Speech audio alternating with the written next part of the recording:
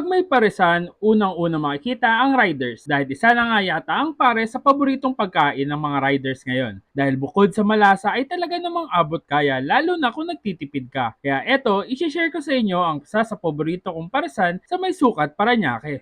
So yan mga box, lunchtime na.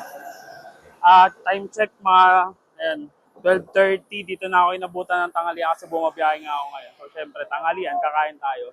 Dito na ako inabutan ng tanghalian sa may Sukat Road. Ito yung pinakasikat na lugar yan, no? Sikat na lugar dito sa Sukat, yung Air Force One. So ito, nadaanan natin itong pares na lagi kong dinadaanan at kinakainan. Buti na tiyempo, dito tayo malapit. So ngayon, syempre, dito tayo kakain. Bukod sa pares, parang meron na silang bago ngayon.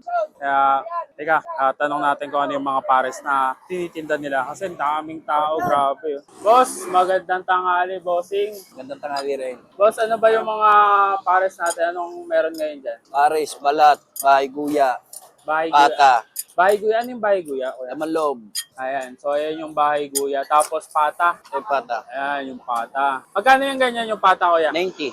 90 pesos, may isang kanin na yan. Hindi kasama ng rice. Pero hindi anli. Hindi po. Hindi anli. Oh. Marami na ho yun. Maraming ulam, solid. May laman din mga kasama yun o yung pata lang talaga? For order lang po. Ito. Ayan yung presyo. O sige boss, pa-order nga ako ng isang pata kuya. Pa-order ako. Na-miss ko yung pares niya dito eh. Plastic pares yan. Ay kuya, gano'ng katagal ka na pala nagtitinda dito? Matagal na, may 12 na. Mga ilang taon na? May 12 na. 12 taon na. Tapos puro pares lang talaga, no?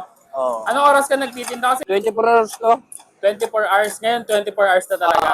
Sige kuya, isang pata pares para sige kuya, thank you. Ito na mga box, yung order natin na pata pares. Ito 90 pesos. Ganito kalaki na, ganito karami na yung order. Tapos may isang kanin. Ito muna natin, plan muna natin to.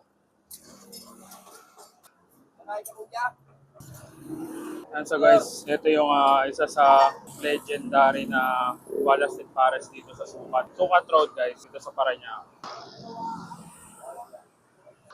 Ang sabaw.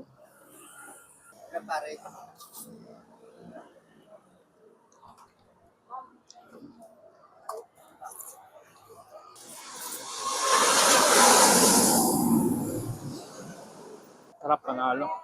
Hindi na ako nagtataka kung bakit ang daming tao dito. Sarap talaga ng paro. Panalo to sa mga rider na katulad ko. Kasi nasa tabing kalsada lang siya. Madali lang kainan. Tsaka affordable. Guys, try nyo. Kain tayo. Mula noon hanggang ngayon, di talaga nagbabago yung lasa ng kanilang pares dito. Kaya naman di na ako magtataka kung bakit binabalik-balikan sila dito. Sa dami ng iba't ibang option nila ng pares ay talagang di ka magsasawa. Idagdag mo pa yung very affordable na presyo na talagang swak na swak sa mga nagtitipid. Kaya naman kung taga Paranaque ka ay marahil ay alam mo na ito at kung hindi naman, ano pang ginagawa nyo? Tara! Dayo tayo! Located nga itong paresan sa harap ng bakanteng lote sa tabi ng Air Force One along Sukat Road, Paranaque at open nga ito 24/7.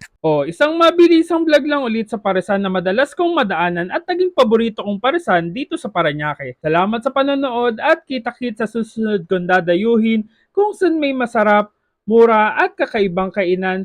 For Dayo invites collab and sponsors, message our page and follow us for more. And don't forget to eat, ride, and grind. Let's go!